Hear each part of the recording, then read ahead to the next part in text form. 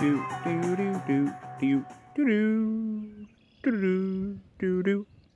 going on, guys?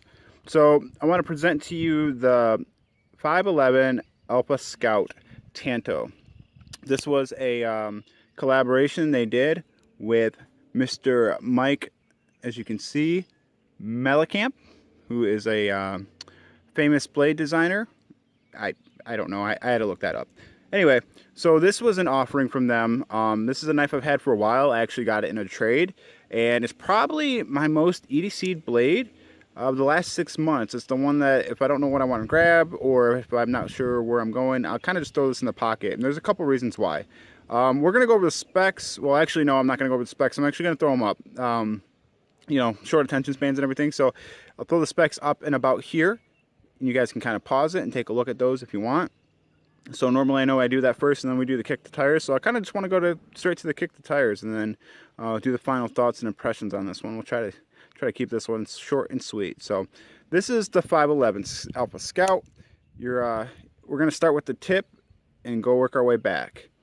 You're getting the Tanto. This is actually the only Tanto I own. I've never been a big Tanto guy, but as I stated, I got this at a trade, and actually, I kind of see the purpose. It's a very utilitarian thing. You know, you get a little bit of extra cut there. You can see this one's over time from sharpening prior to me getting it, and probably a little bit from me as well. It's kind of been rounded out a little bit, but having this like front straight edge, I get it. I like it. You're getting a nice thick blade stock. And I like the grind on here. It's got a nice hollow grind. You got a little sharpening choil. And this thumb hole, man. This thumb hole is, check this out. This thing is I'm on camera, so it's probably not going to work, but we'll see. This thing is almost a better Spidey flicker than a Spidey.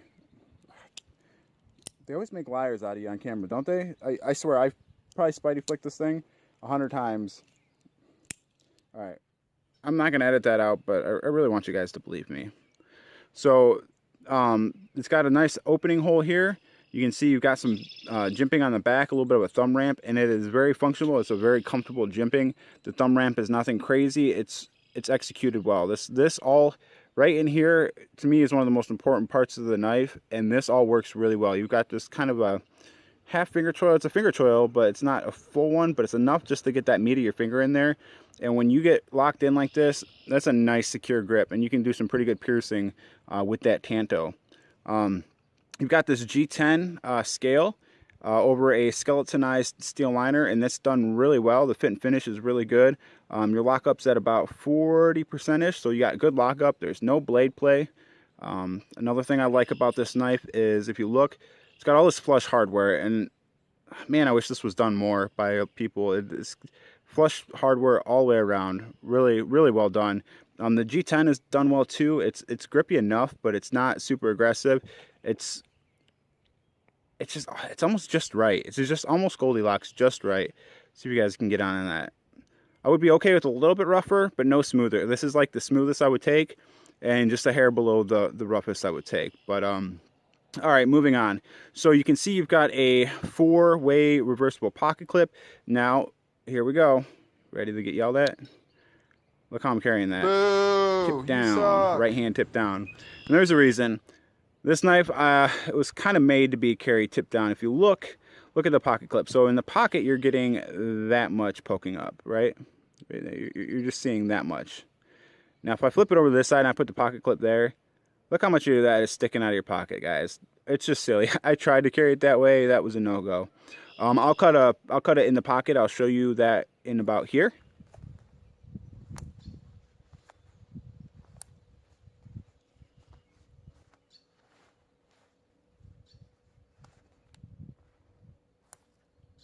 So you guys can see that the pocket clip is actually a pretty good pocket clip. They've got the nice little, it's kind of a down sweep here, but they've got enough room in there. It doesn't bunch and kill your material on your pants.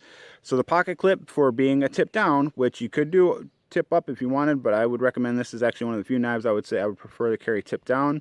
It does a pretty good job. It's not deep carry, but it's very low profile.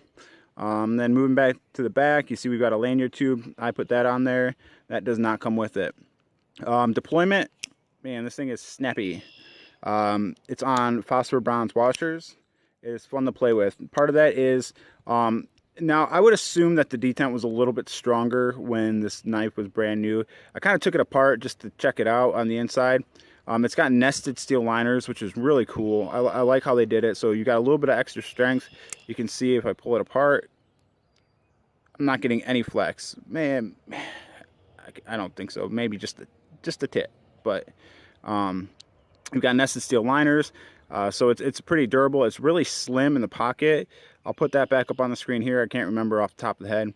It's under 3 ounces. Your blade is that 3-inch mark, so nothing too crazy. It's 3 inches or under, which is usually that kind of that Goldilocks zone for the blades as well. In hand, it locks in really good. So overall, guys, I'm just going to get kind of straight to the point. I really enjoy this knife. One thing you may have noticed is it is AUS 8. I mean, take that what you will. I guess it just depends on what we're paying on the price, right? So let's cut to the point on that. Cut. Let's talk about price. So this is a hard knife to find. It was a knife that was done a while ago. I don't know how long ago. It is now discontinued. 511 doesn't even have it on their website. You can find it anywhere from $65. What? No. Down to about $30, and then that's where we start talking. You got to look around. I went with the Mission Impossible theme song because most of the places that I find this knife on are cop gear, military gear, surplus, just kind of like that law enforcement style. Obviously it is 511, but like I said, you can't even find it on 511's website.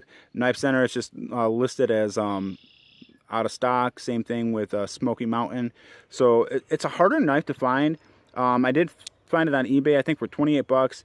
Guys, if you can get this for 28 bucks, I would say yes, grab it. This is one of those knives that I think just kind of fell to the wayside. I don't know. Maybe these were a lot more popular before I was really into knives, but this is a knife. They do have a bigger version. They have different styles. They have drop points. But yeah, this is a knife that is a real win, guys. And if you can find one floating around or maybe get one in a trade, I would highly recommend it. Everything about this knife is pretty good. Sans the AUS 8, but if you can get it for $28, $30, then I mean that AUS 8's great. I'm assuming what happened is these were overpriced when they first came out, and then just nobody bought them because you were getting AUS 8 for like they're probably charging like 60 bucks, I believe, for these when they first came out, or somewhere around there, depending on the model. But I mean, it's nice, clean, it's great. It's like I said, I Spidey flicked this thing. It's really smooth. I just wanted to kind of run this guy over with you. Like I said, it's probably been one of my most EDC blades that I've had in the last 6 months. It's my go-to. Don't know what I want to carry. Don't know what I'm getting into. So there is your look at the 511 discontinued Alpha Scout. So if you guys can find them, I would grab one and see what you think. This one's going to be sticking with me for a while. I think I just got to straighten it up, sharpen it up. Blade centering is pretty good. I know I don't think I went over that, but it was a used model, so I didn't want to go too much into the fit and finish. Oh, final note though, let me throw this in there. Unless the previous owner Loctited the crap out of this, which I don't think so, because I don't think it had ever been disassembled. I had to clean it up a little bit, and I just did that just this week actually. This thing was one of the hardest knives I had to take apart. I just held it, I just put it in some hot water for a couple minutes, and I was able to get it apart. You can see I put a little bit of wear on that pivot. Nothing stripped out. I know that kind of looks like it's stripped out, but it's not. It's just where the black is worn out. So caution, if you go to take this apart, do the old heat it up trick. So other than that, and anything over $30 for this knife, $35, I would say this knife is a win. So there you are, guys. I don't know, it just kind of cut out there. That was weird. But there you are, guys. 511 Alpha Scout. A little bit of deja vu probably for you guys. All right. Everybody have a good one. Goodbye. Got it.